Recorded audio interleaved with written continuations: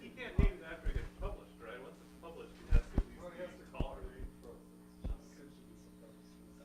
I said that must be some kind of a Swiss. Well, you should know.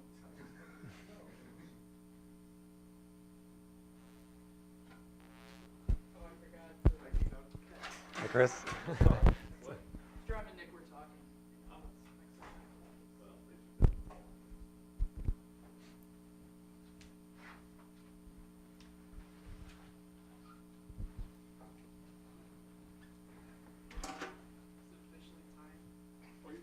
Yeah, actually, 1:30 according to Verizon. So this week we're pleased to have Peter Spaeth of GE Global, who's going to tell us about the You can do it. the symplectic displacement energy. That's true. Thanks, Joe, and thanks to the organizers. Actually, it's a big inspiration to come visit, so thanks for this chance to talk about the symplectic displacement energy. And so the things, my contributions that I'll talk about are a joint work with Augustin Banyaga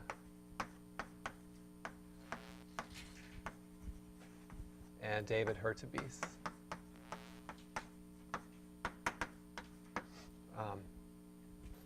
So let me just say a few words about, I guess, the motivation. I'm interested in C0 symplectic topology. And so to get things started, I'll talk about some ideas that Banyaga has been sharing for a few years about trying to extend the Hofer norm to the group of symplectic diffeomorphisms. So let me just start with that. So this is some things introduced by Banyaga. So, and in a minute, I'm going to invoke some Hodge theory. So let me just assume that M is a closed symplectic manifold. And one way to study the symplectic nature is to look at the automorphisms of the symplectic form. And so I want to start with the symplectic isotopy phi.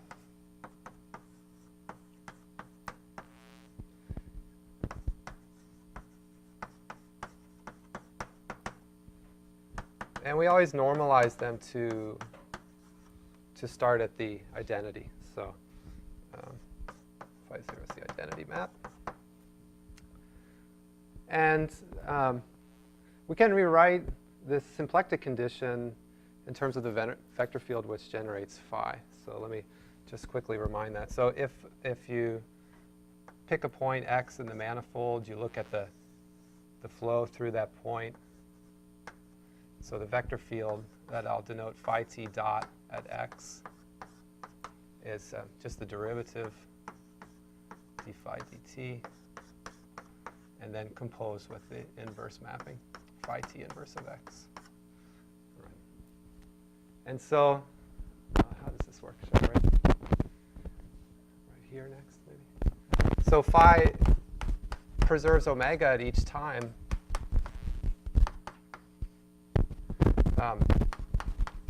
If and only if the Lie derivative along phi t dot of omega is 0. And of course, that's equivalent to saying that the form, the one form where you consider the interior product of phi t dot with omega is a closed form. So symplectic isotopies are paired with vector fields where this interior product is closed. All right.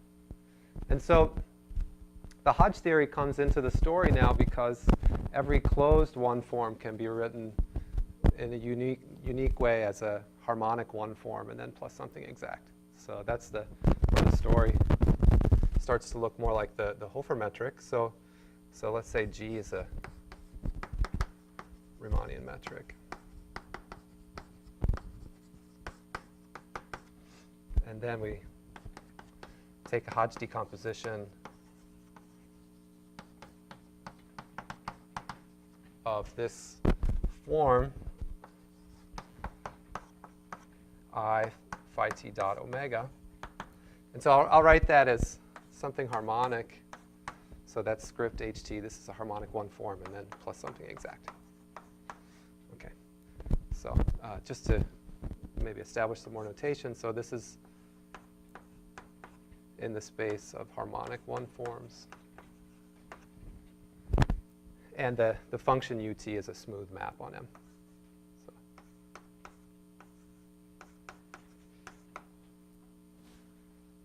Okay, and these forms are known to depend smoothly on T. So now the important thing is that the space of harmonic forms is finite dimensional. So we can take any, at this point, any norm on that finite dimensional vector space. So let me just use brackets for any norm on H1. And then, so this is the definition. It takes a few steps introduced by Banyaga. So the first thing is to define the length of this symplectic isotopy to be the average of the norm of the harmonic one form and plus the oscillation of the function ut. Okay, the oscillation is the maximum minus the minimum, as usual. So in the case where phi is actually a Hamiltonian isotopy, this reduces to the Hofer metric. Right? There's no harmonic contribution, and then there's nothing new here. So now this definition is not symmetric.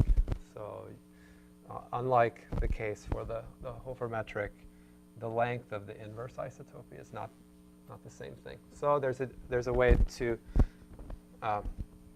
get past that, just to symmetrize. So it's called the Hofer-like length of phi to be, so you add the length of phi and the length of phi inverse, and then divide by 2.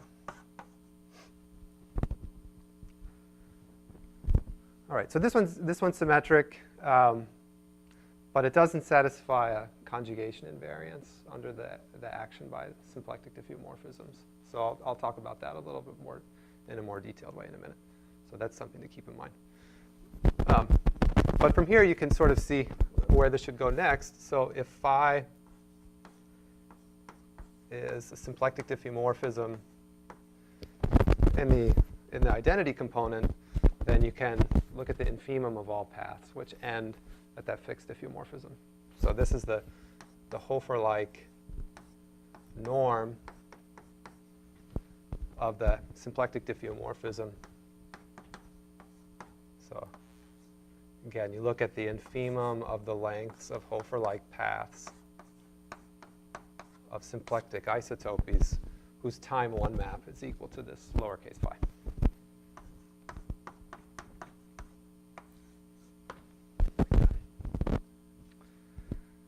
All right.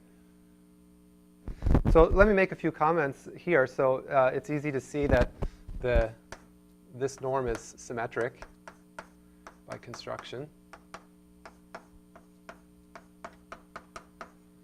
Okay, so that's easy enough. And the second thing is that if phi is Hamiltonian, then you might try to compare between its Hofer norm and Hofer-like norm. And obviously, if take the infimum over more paths, so in this case, if phi is actually Hamiltonian, then its Hofer-like norm will be less than or equal to its Hofer norm. Right. All right. And it turns out that the two norms restricted to the group of Hamiltonian diffeomorphisms are equivalent. So I'll make that precise in a few minutes. So there's some other constructions which came before this, but in all of those other constructions where you restrict a ham, the diameter becomes bounded, right? Which it's known in many cases that's not the case for the Hofer metric. So this is kind of a sign that this is a nice generalization of the Hofer metric. Okay. And so I want to state two of the more difficult properties that Banyaga has also prove. And the first one is not so difficult, really, that you have a triangle inequality.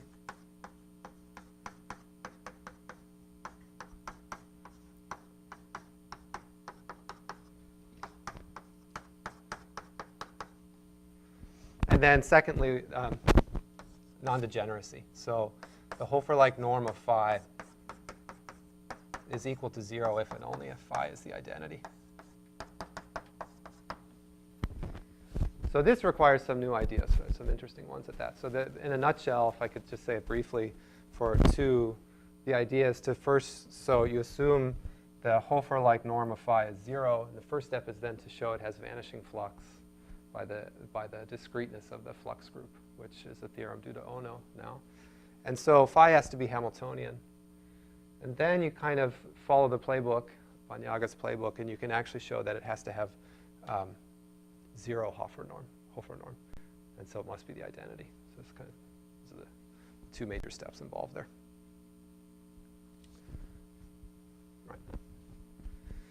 So it's here. Let me go back to this statement that came before this. So more recently, it has been proven by Bus and Leclerc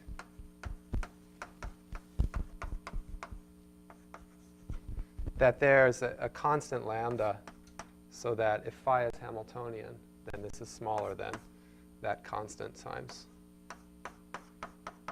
its Hofer-like norm. Right.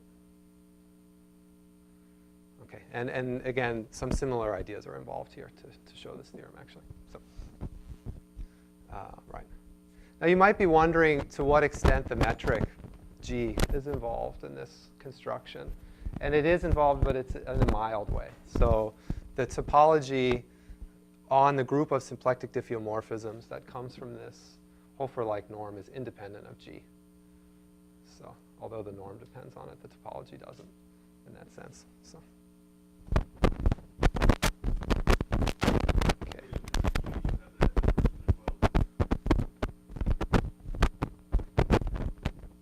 Here? Yes. Yeah, NEG. That's a good question. So I can't tell you exactly what lambda equals, but so the style, the proof that they give is to show that if a sequence of Hamiltonian diffeomorphisms goes to 0 in the Hofer-like norm, then it goes to 0 in the Hofer norm. So sequentially, those 2 spaces are the same. So there's some lambda, but I can't tell you exactly the value there. Yeah. But it would depend on G, on the metric. It depends on the Hodge decomposition. You're right. Yeah, yeah, that's true. Yeah.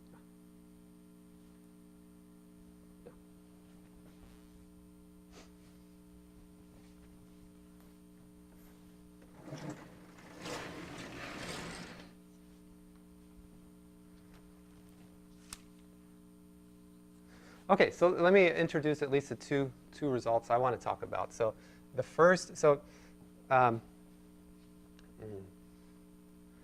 Hofer norm is conjugation invariant. All right, I'll write that over here. So in other words, if psi is a symplectic diffeomorphism and phi is Hamiltonian, then the Hofer norm of phi is the same as the Hofer norm of psi inverse times phi times psi.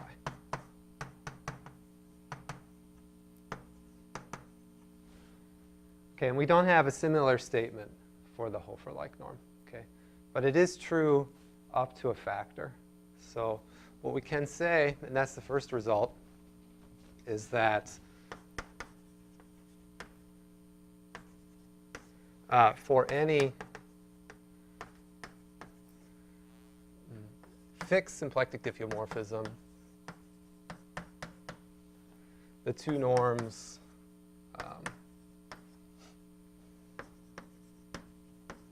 so first H maps to its Hofer-like norm, and H is mapped to this conjugated norm, phi inverse H phi, are equivalent. So these two, so it's a kind of, equivalence up to a factor. So, and then I'll make that statement more precise. So I'm going to save the proof here toward the second half of the talk. So I want to give some motivation for this result before I sort of start to prove some of the estimates involved there. All right. So they're equivalent norms. So there's two ways. The conjugation, the other, they can differ as much as you want. So Suppose I have a non-trivial phi, Mhm. play around with some psi, Mhm. and I make that. Or do you have a bound on the term that makes Is there some universal bound? So in other words, there are two constants, let me say C, which depends on an isotopy that ends at phi, and C prime, which depends on the inverse, both greater than 0. So that for any h, yeah, h is the symplectic, for any h, say C prime times the Hofer-like norm of h is less than this phi inverse h phi. And that's less than C times h. Yeah. So when I give you a phi, say, which has norm 1, and then I play around with some psi, can I make it as small as possible? For certain phi. Can I bring it up to a closer to 0?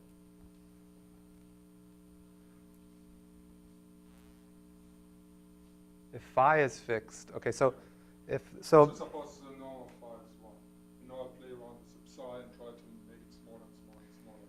so if the phi is in a Weinstein chart, say just the time 1 map, and you use this canonical isotopy to the identity, you will not be able to.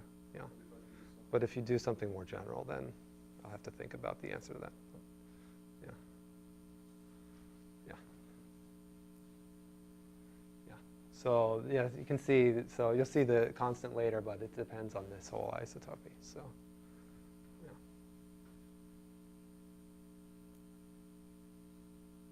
Yeah.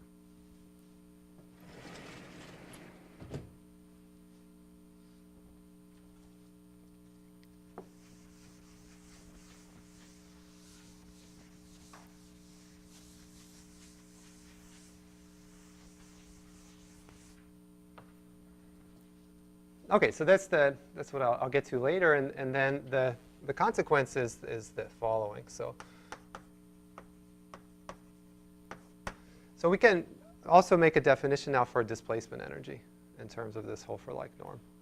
And so what I'll show before the proof here is that if A is some subset of the symplectic manifold with non-empty interior,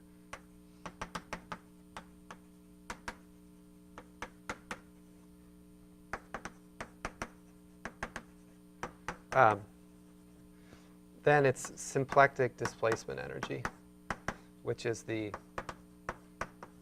infimum of all the Hofer-like norms of symplectic diffeomorphisms that displace A,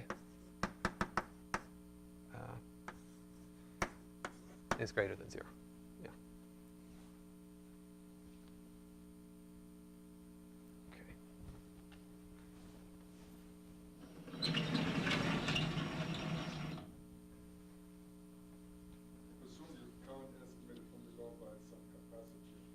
There's no, not yet. Yeah, exactly. So yeah. So it may not be true. Yeah, exactly. Yeah. So I want to, so the proof that we give is modeled on what I think is a really beautiful result of Eliashberg and Polterovich for the Hofer norm. So I'd like to just sort of show you some background and just talk about the Hofer displacement energy for a few minutes and show Eliashberg and Polterovich's proof of a similar result. So yeah, so let me go there. And then you'll start to see as I go through it why we need this kind of property to adapt our proof. So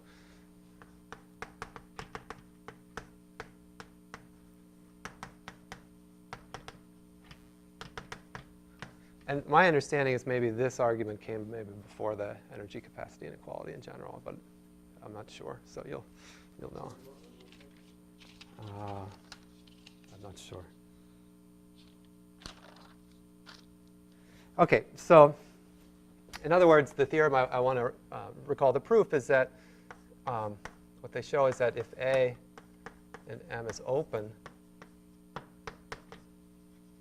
then its Hofer displacement energy, so H. So here H is in Ham and displaces A.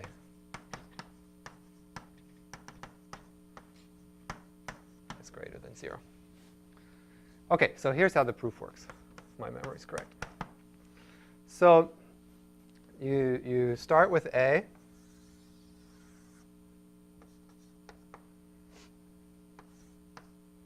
And it's displaced.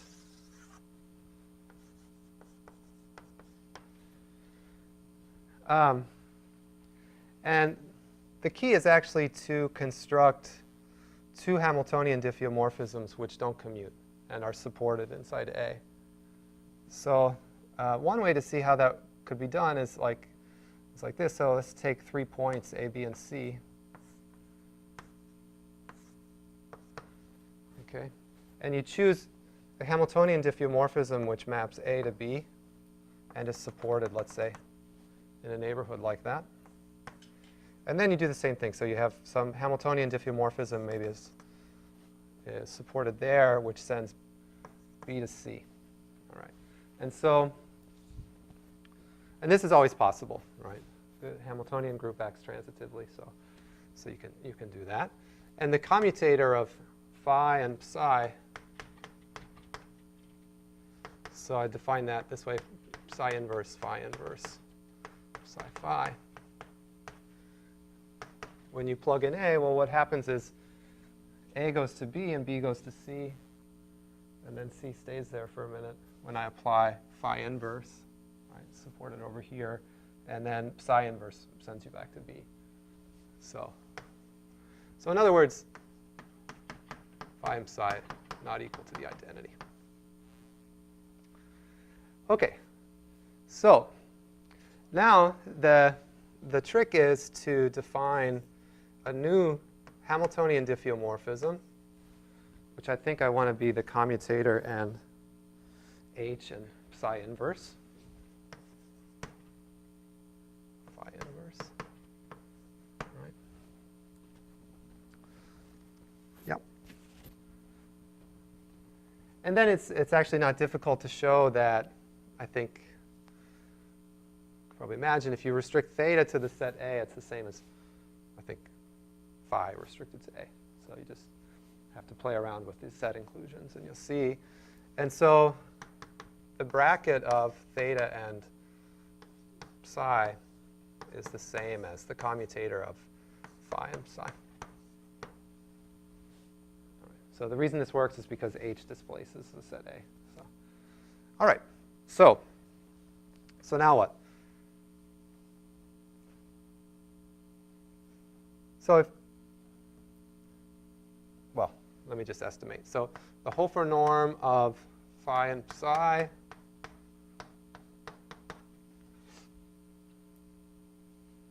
this is the same as the Hofer norm of the commutator of theta and psi, obviously, right? Which is psi inverse, theta inverse, psi and theta. So now I want to start to use the actual properties of the Hofer metric. And the first is the triangle inequality. And I'm going to just choose to break the terms up this way. So this is less than the norm of psi inverse times theta inverse times psi plus the Hofer norm of theta, right? And now you can use conjugation invariance on the first term. So this is the same as the norm of theta, which is the same as the norm of theta inverse and theta are the same. So this is twice the Hofer norm of theta. Right? Okay, then you plug in the definition for theta and apply the same argument again. So this is twice So phi, H inverse, phi inverse, and H. And you group the terms in exactly the same way as before. This is less than actually 4 times the Hofer norm of H. So if H displaces A, you always have this inequality, right? And if these two Hamiltonian diffeomorphisms don't commute, their Hofer norm is positive. If you know that information, then you know that this is greater than 0. Right? So, all right. So in other words, 0 is less than, I guess,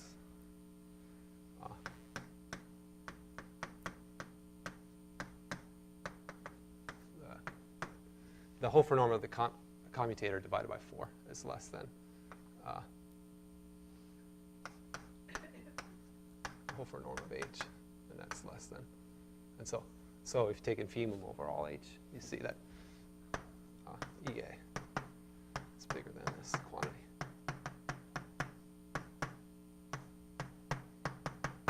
All right.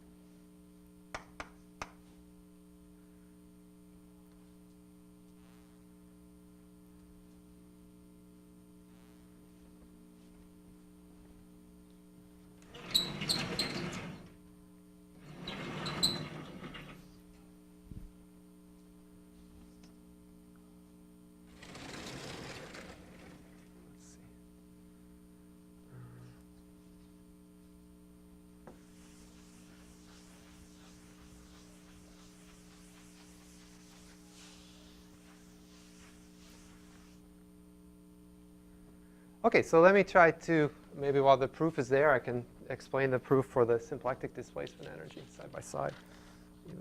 Right, it's going to look very much the same.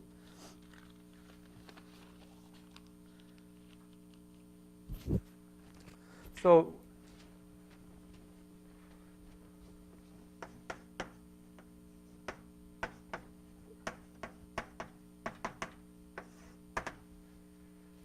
okay, so this time what's different is that the H is not Hamiltonian, it's symplectic, right? So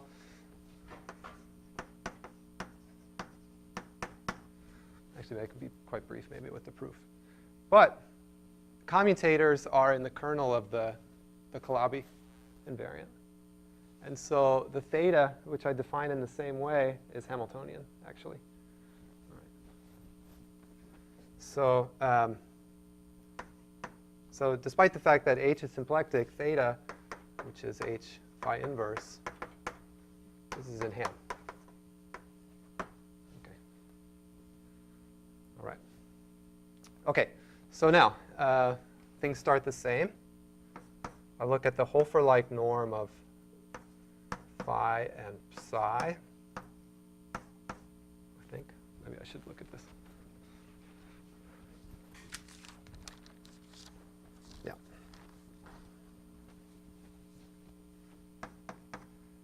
Okay, so if I write H only as Hofer norm, so this is the same as the Hofer norm of the commutator of theta and psi. And I think now, okay, coming up, so just like before, this is less than twice the Hofer norm of theta. And theta is Hamiltonian. So now I would like to apply the result of Boost and Leclerc and replace this with a constant times the Hofer-like norm here. So this is where we use that equivalence. So this is less than or equal to twice lambda times the Hofer-like norm of theta. Because now I want to apply the triangle inequality where I retain H, right, which is symplectic. So I need this step here.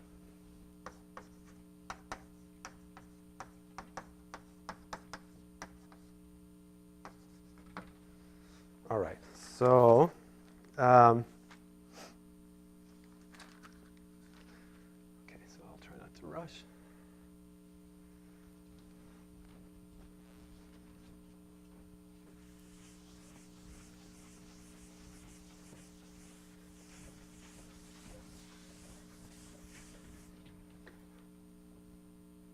Okay, so I have twice lambda times the Hofer-like norm of theta. And So again, theta is h. It's a commutator of h and phi. So phi h inverse phi inverse h. And by the triangle inequality, and then we see 2 lambda times the norm of phi h inverse phi inverse.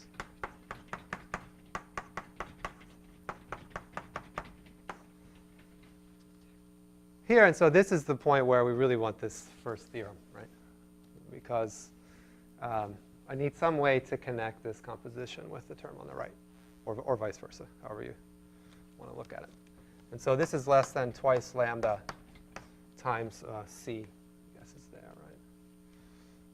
Times the Hofer-like norm of h plus itself. So this time around, when we summarize everything, how it goes is that, so in the end, the symplectic displacement energy of the set A is greater than or equal to maybe Hofer norm of phi and psi divided by 2 lambda times c plus 1. Yeah, and we really do, I mean, it's on our to-do list is to try and estimate these numbers here in as precise a way as possible.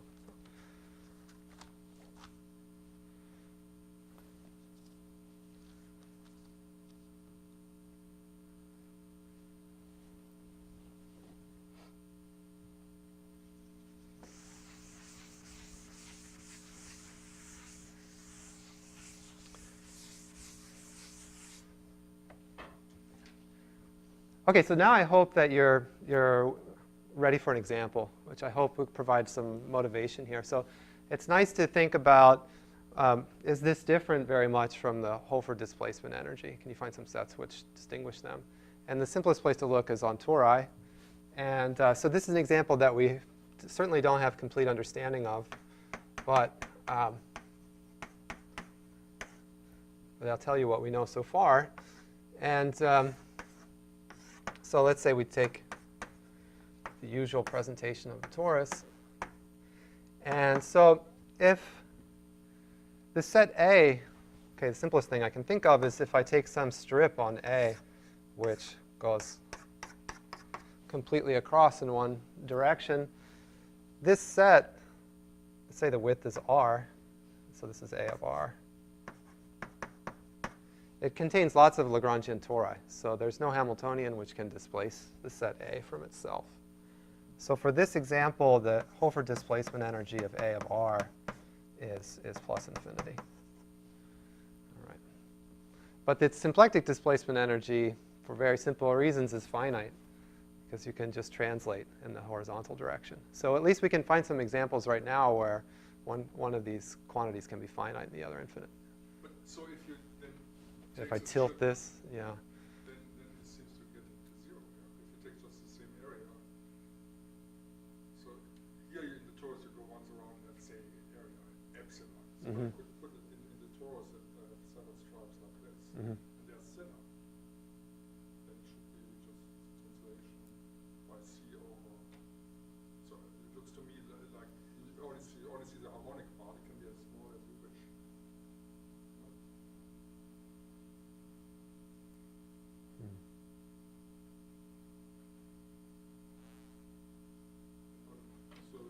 Yeah. Square and do it like this. Then if you want to have the same area, it's much thinner. You just have to slide it like this.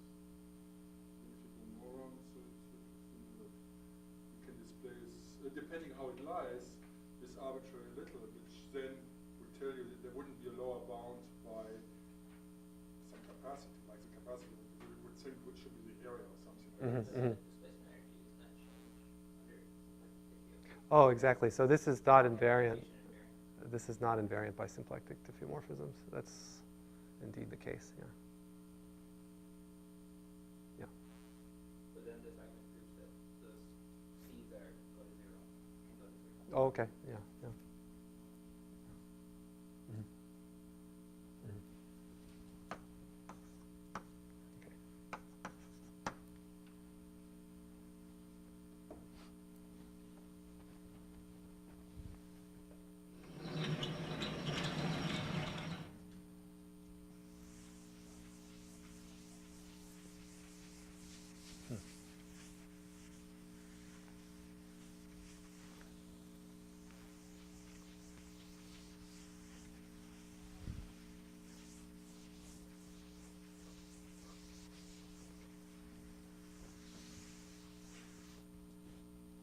Okay. So let me mention one other consequence here of the positivity that I just erased. So this kind of result, once you have some positive displacement energy, it really follows the playbook in Hofer-like, one of the pages. So, so this was, I guess, one of the original motivations that we had for this whole problem. So if you take a sequence of symplectic isotopies and one other smooth symplectic isotopy,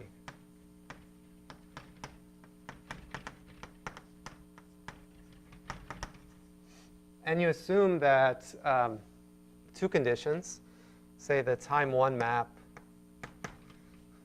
from phi n converges uniformly to a homeomorphism phi. And if this length of the composition phi n inverse with psi goes to 0 when n goes to infinity. So these two conditions together tell you that psi 1 must be equal to phi. Right? And I can write t everywhere here, and then you have the same conclusion for the isotopy. So it's a kind of uniqueness statement for limits of symplectic isotopies.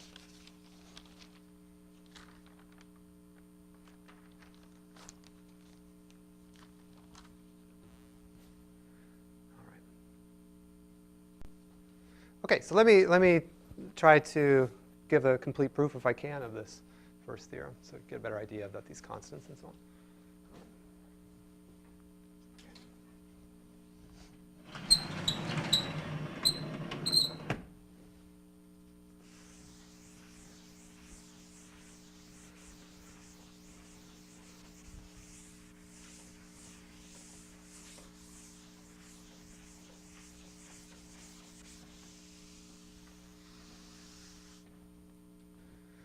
All right, so our task really is to compare.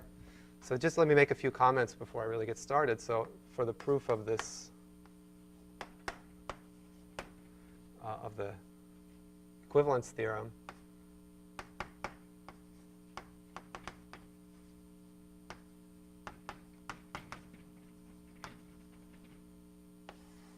so the first thing is that I'm just going to focus on this right-hand inequality there. There's some tricks. You just replace h with phi, h phi inverse, and then you can get the other direction as well. So really, I just want to focus on this inequality.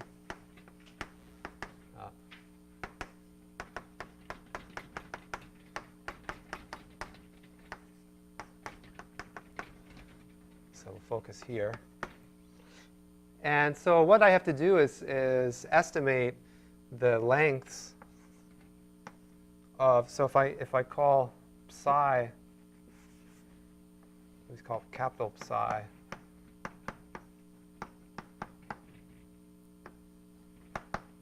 the isotopy phi inverse times ht times phi. Right? So what I have to do is compare its length to the length of h, and I need to compare the inverse. I need to compare the length of phi inverse to the length of h inverse to try and make this work. So that's really what I'm trying to do, is compare L0 of psi t with L0 of ht, and also the inverses.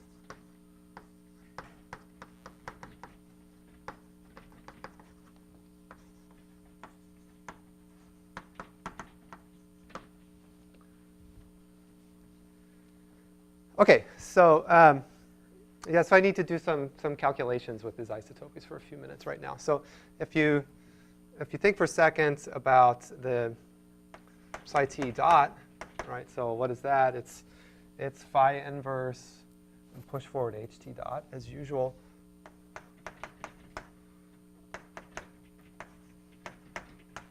Okay. And so if I want to consider the Hodge decomposition for psi t, Okay, that's the same as the interior product of phi inverse push forward ht dot of the two-form omega. And this is equal to, so I had to remind myself this morning, but this is, I believe, phi inverse, no, maybe, yeah, phi inverse, phi pullback, I think, the interior product of ht dot. Okay, and what goes here is phi inverse pullback omega. It's omega. So this form, right? And so if,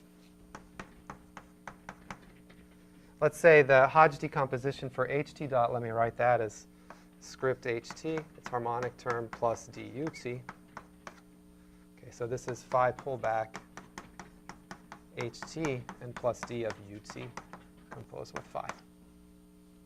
So the whole trouble is that this phi here may or may not preserve harmonic forms. Probably not in general. So the usual approach is to try and push this part into the exact term, right? That's what I think about. It's like the Banyaga playbook. But anyway, so that's what I want to try and do, is take this guy and incorporate it there into the exact term. So we use now the fact that phi is isotopic to the identity, right, in a strong way. So I'll do here.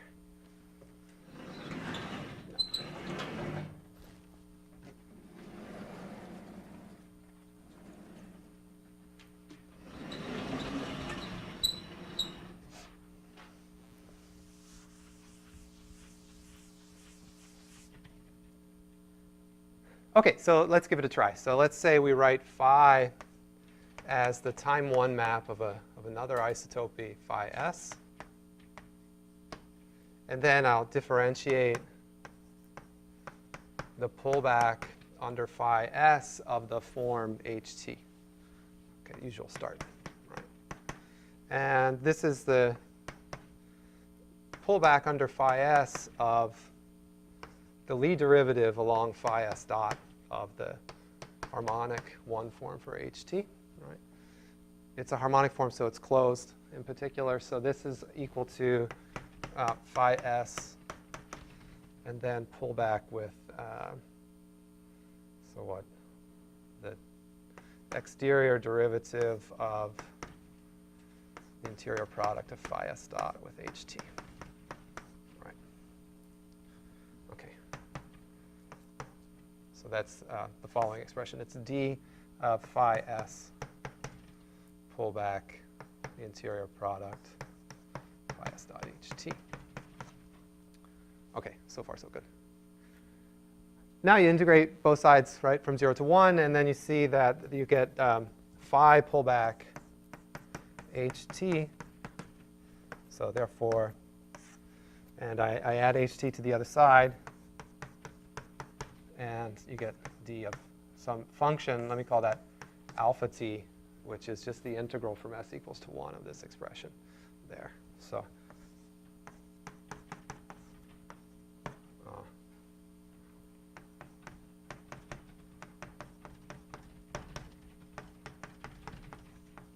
OK. Fine. So that means that for this isotopy psi t, its Hodge decomposition is ht and plus the exterior derivative of alpha t plus ut composed with phi. There. All right. And it's starting to look more, now when I calculate the length L0, you see how I'll group the terms in the right way, and this inequality is going to start to emerge. So therefore, from here, L0 of psi is the integral from 0 to 1 of the norm of ht and plus the oscillation of alpha t plus ut composed with phi here. So the whole thing boils down to evaluating and estimating the integral of this function alpha t in terms of the isotopy h. That's what we're going to try and do in a minute. All right. So this is smaller than L0 of the isotopy HT, and then plus some number, let me call it K, to be consistent with my notes, where K is the integral from 0 to 1 of the oscillation of alpha t dt. All right.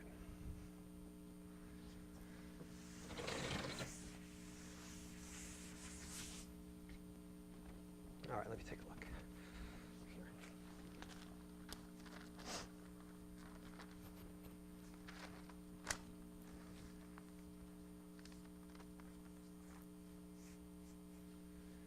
Okay, so let me try to estimate this.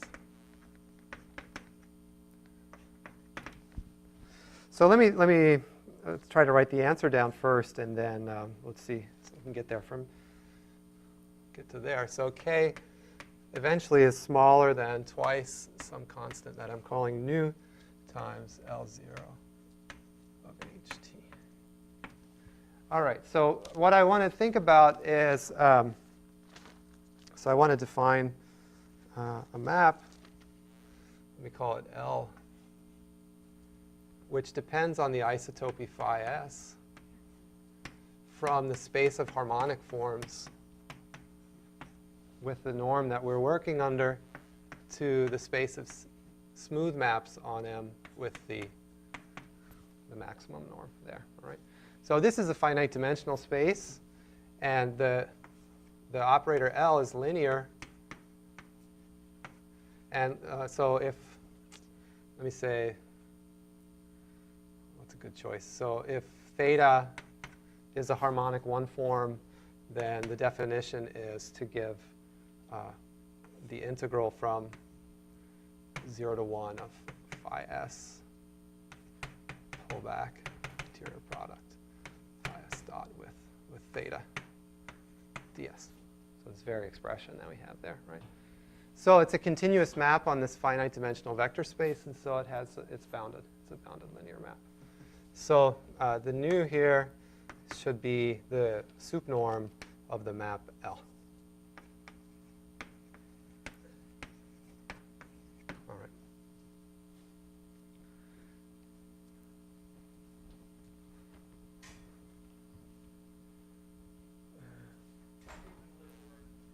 Yeah, maybe this is the best spot for that.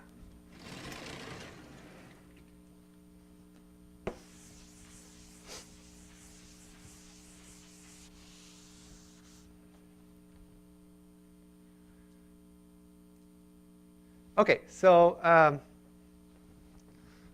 not sure if this is clear. Is this clear here? So the K, which is the integral from 0 to 1 of the oscillation of alpha t dt, right? The oscillation is smaller than twice its maximum, so this is less than the integral from 0 to 1 of twice the maximum of alpha t. And then this is bounded from above by the norm of this map L. And I need to have the harmonic term, right? Because here, sorry. So alpha t is L phi s of ht. Right, okay. All right, so this is smaller than twice nu times the norm of ht. Integral from 0 to 1. Right there, yeah.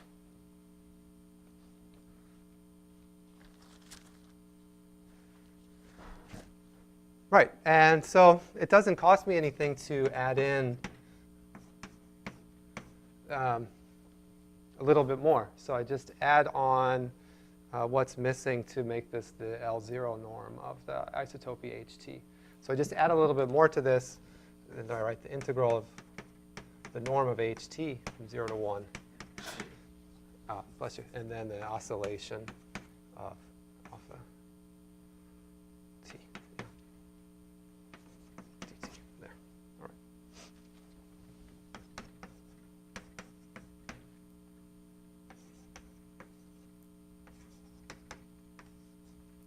Yeah.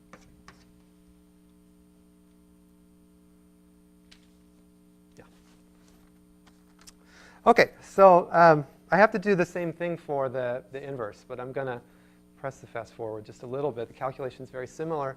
The important thing is that is to pay attention to for the inverse. So now I'm talking about this isotopy psi t inverse.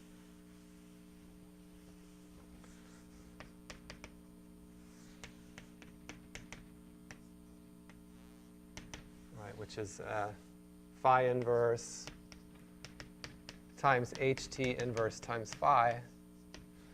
The important thing is that this decomposition of the isotopy ht inverse has the opposite harmonic term, right? The ht. So the important thing is that. So the important item is that ht inverse dot is the opposite of ht dot. Sorry, ht inverse push forward. Ht dot, like that, I think. And so the harmonic term for the inverse isotopy is the opposite of the harmonic term for ht. That's what I'm saying. So the Hodge decomposition for the inverse isotopy ht inverse. So in other words,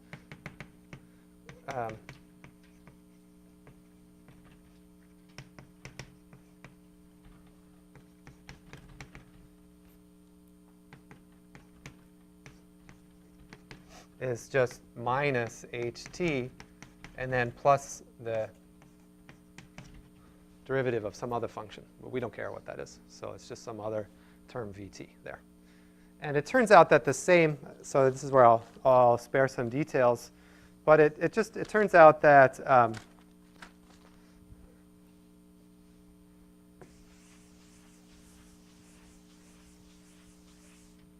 if you estimate the length of psi t inverse, okay, you do the same calculation that was on the blackboard from before, and this is smaller than L0 of the inverse isotopy of H, and then plus the same K. So that's maybe the surprising thing, but you get the same K as before, actually. So I'll be happy to explain how that works out. Maybe there's time afterwards. And so then you'd make the same argument here, and you get this, so the same upper bound that's required. And so maybe I'll just put it all together and save time for a few questions. So what ends up, the estimate that it's just a matter of adding the terms together and grouping the like terms, and you eventually see that the Hofer-like norm of this phi inverse h times phi is less than the infimum over all isotopies ht of the length of the Hofer-like norm of this map psi. Right, and then this we can estimate from above with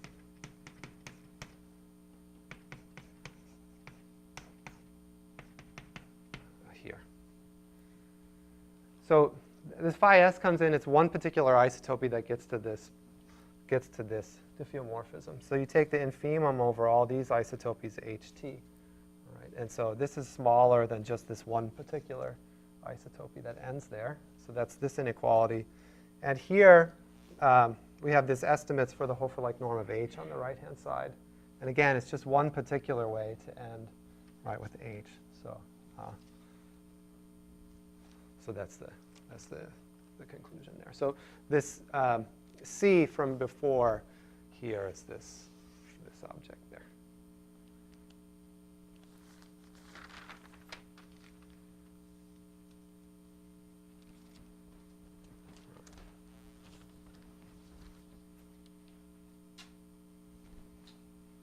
So yeah, I'm happy to take some questions if there's any. Thank you.